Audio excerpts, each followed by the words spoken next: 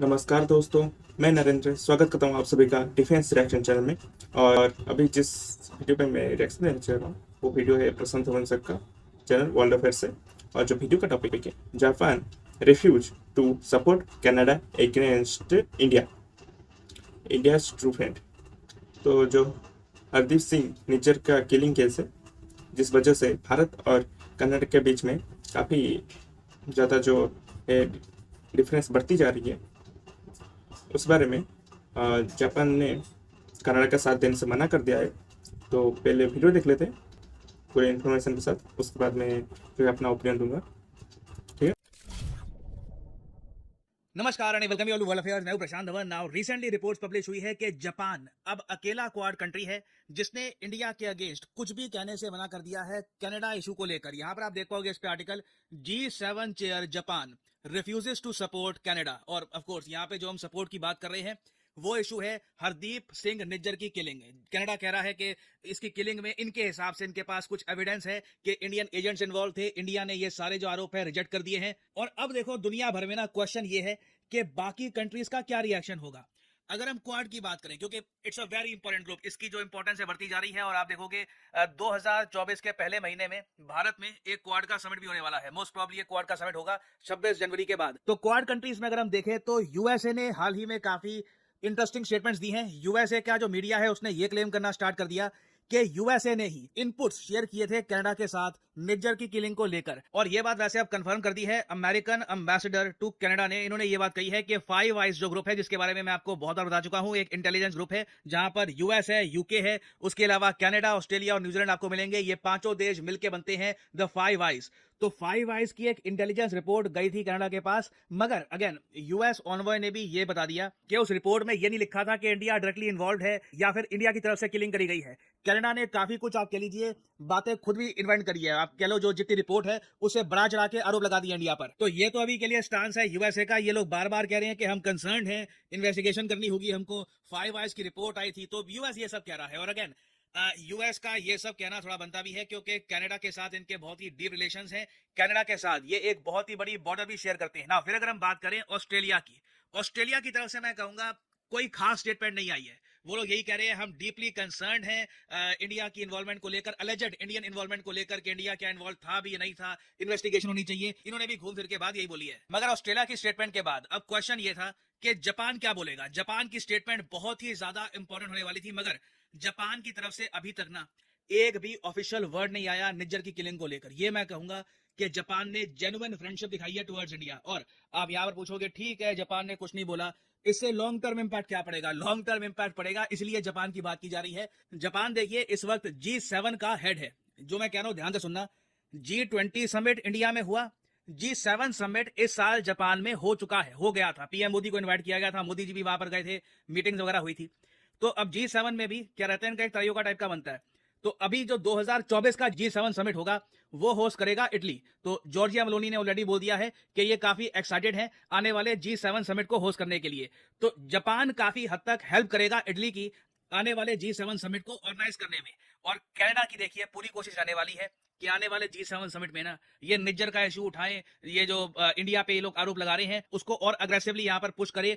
Canada अपनी तरफ से पूरी कोशिश करेगा कि इटली में जब इंडिया को इन्वाइट किया जाएगा, मेरे हिसाब से बहुत ज्यादा अच्छे चांसेस हैं कि जॉर्जिया मेलोनी इंडिया के पीएम को इनवाइट करेगी फॉर G7 समिट। अगर इंडिया को इनवाइट नहीं किया जाता सरप्राइज होगा, बट चांसेस आर कि इंडिया को इनवाइट किया जाएगा। तो उस केस में कनाडा पूरे समिट को खराब ना कर देना, उसके लिए बहुत इंपॉर्टेंट है कि बाकी सब G7 मेंबर्स इस बात को लेकर एग्री करें कि अब ना हम आगे बढ़ते हैं। क्योंकि कनाडा की जो कहानी है ये कुछ आगे प्रोग्रेस कर नहीं रही। निज्जर को मरे हुए 4 महीने हो गए हैं। हम तब से यही सुनते आ रहे हैं कि कोई रिपोर्ट है, कोई इंटेलिजेंस है, बट ग्राउंड लेवल पर कुछ हुआ नहीं है। इंडिया ने भी ऑन रिकॉर्ड कह दिया कि कुछ हमको सबूत कनाडा ने अभी तक दिखाया नहीं है। और अगर हम G7 मेंबर्स का ही देखें कि इनका स्टांस क्या है इस निज्जर के इशू को लेकर, कनाडा ऑब्वियसली बहुत गुस्सा है, ये लोग बहुत कुछ करने की बातें कर रहे हैं। फ्रांस काम है, फ्रांस की तरफ से कोई रिएक्शन नहीं आया। जर्मनी भी बिल्कुल काम है, नो रिएक्शन। इटली का भी सेम रिएक्शन है।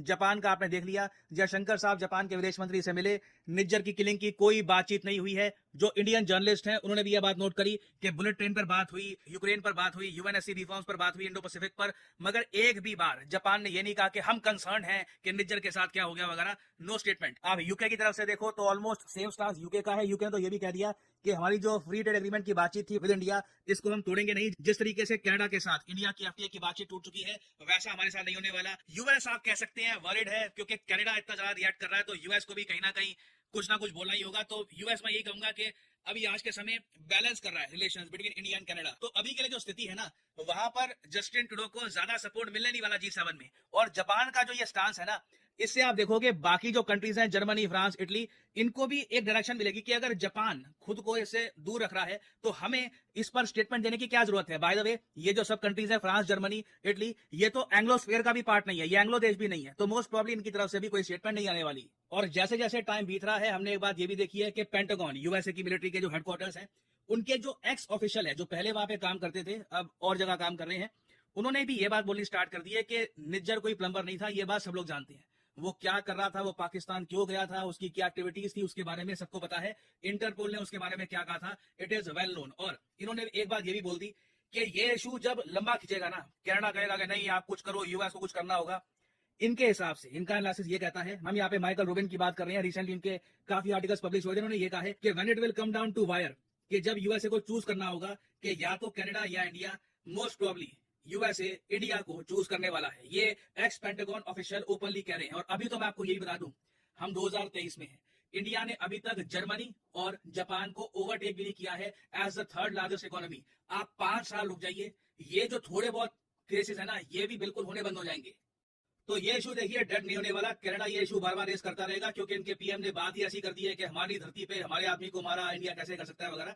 तो अभी आने वाला जो G7 समिट है, will be very very interesting. कुछ मेजर डेवलपमेंट्स होती हैं, उससे रिलेटेड मैं आपके लिए अपडेटेड वीडियोस बाद में ले आऊंगा। फाइनली यहाँ पे मैं आपसे पूछूंगा एक क्वेश्चन ये है कि युद्ध अभ्यास 2023 जो एक मिलिट्री एक्सरसाइज है बिटवीन यूएसए एंड इंडिया, ये इस साल कहां पर होगी। ये है यहाँ पे आपकी ऑप्शंस, महाराष्ट्र, अलास्का, तमिलनाडु या कैलिफोर्निया। कमेंट सेक्शन में करिए उत्तर। सही आंसर मैं आपको नहीं दूंगा, जो लोग सही आंसर करेंगे उनकी कमेंट को मैं हाथ दे दूंगा, ताकि बाकी लोग समझ पाए कि सही उत्तर क्या है। तो दोस्तों, वीडियो जो है ख़त्म, और पसंद हुआ सबने तो काफ़ी सारी इन्फॉर्मेशन दे दी, और बहुत ही अच्छे से एक्सप्लेन करने के साथ भी।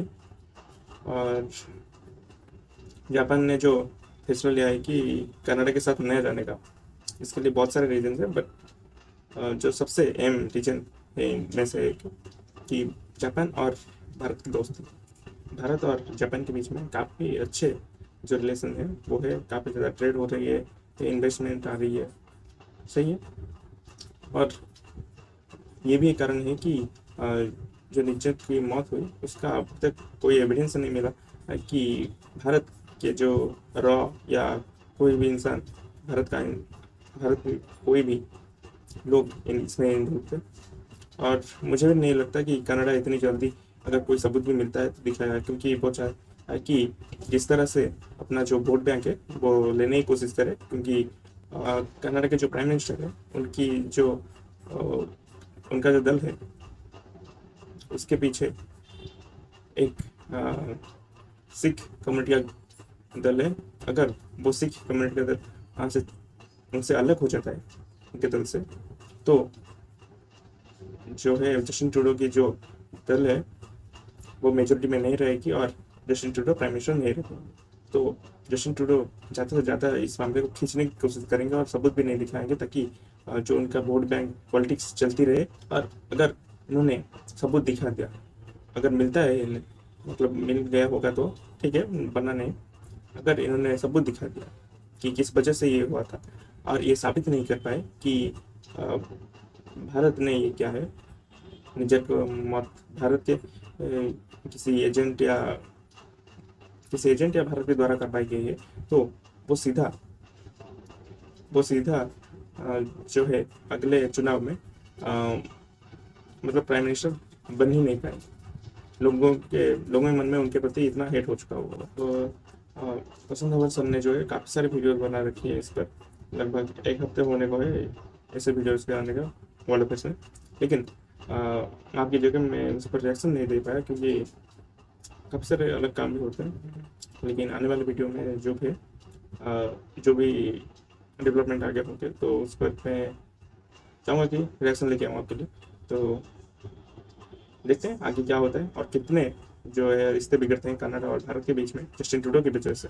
तो फिर मिलेंगे एक और नए वीडियो में, तब तक के लिए नमस्कार। जय हिंद, जय